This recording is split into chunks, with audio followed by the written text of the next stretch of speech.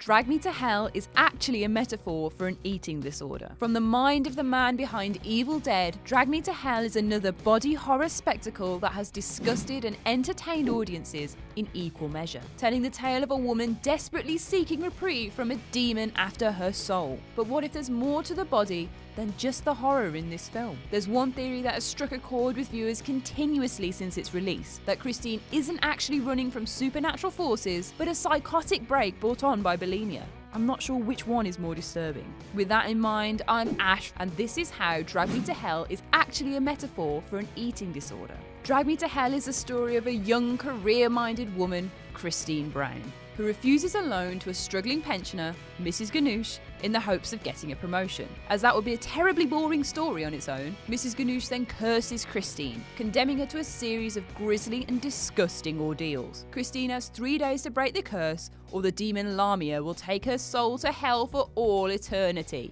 Cue lots of vomiting into each other's mouths, eyeball-flavoured cake, and a nosebleed that could rival Niagara Falls. All these things could seem innocuous when linked back to the curse, truthfully, but what if there's something more swimming around in these bodily fluids than meets the eye? Christine is depicted continuously as a woman who wants to change. From the very opening of the film, we're bombarded with a quiet unhappiness from our protagonist, as we see her trying to eradicate her southern accent with a self-help elocution tape on the way to work, then stare longingly into a cake shop window, clearly steeling herself from giving in to the treats. This is important, and it's the first clue to Christine's relationship with food that permeates throughout the rest of the movie and foreshadows the reveal of her past. That past, it would have it, is one of a little fat girl, as one character delicately puts it. Christine being the pork queen of her local fair in 1995, which we get a glimpse of in a photograph that slips out of a cooking book that she then quickly destroys. See how food and shame are starting to interlink? Christine has obviously come a long way from her past, but still isn't good enough in the eyes of everyone around her.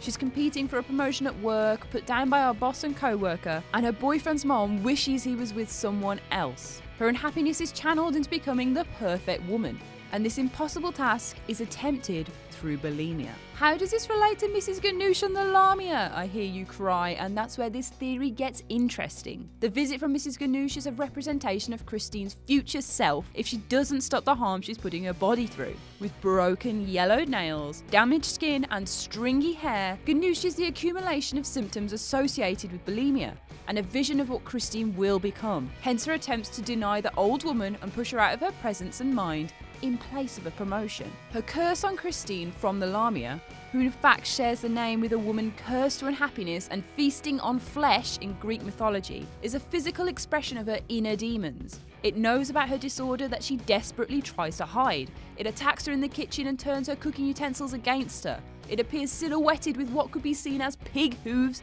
and throws up her own cat in rejection of the food it is offered. Of course, vomit is another giant portion of this theory, as Raimi offers scenes of oral fixation over and over again. Christine is constantly battling things trying to force their way down her throat, which includes Ganush's own regurgitated embalming fluid and used handkerchief, in symbolic realization of her relationship with eating. As the film progresses, so does the inclusion of blood in these sequences, showing the damage internally inflicted on Christine getting more and more serious. When she does actually try and have cake at her boyfriend's house, an eye appears in the dessert, watching her every move in a judgmental fashion. By forcing herself to eat it regardless of her disgust, she then struggles to swallow it, resulting in coughing out a fly, perhaps representing the decay of her body or even the disgust in herself for actually consuming the product when she'd resisted so much previously. There's no winning when she eats or when she doesn't eat. The frustration of her inner battle between keeping herself alive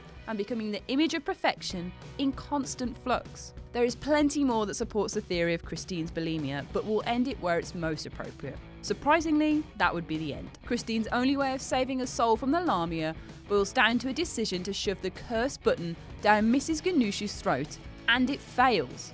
The eating disorder is her problem, her curse, and she tries to solve it by repeating the very same behaviours she needs to stop, and is forever doomed because of it. The final image of Christine is her withering away to a skeleton, the only result her actions could have ever accomplished. So, that's how Drag Me to Hell is actually a metaphor for an eating disorder.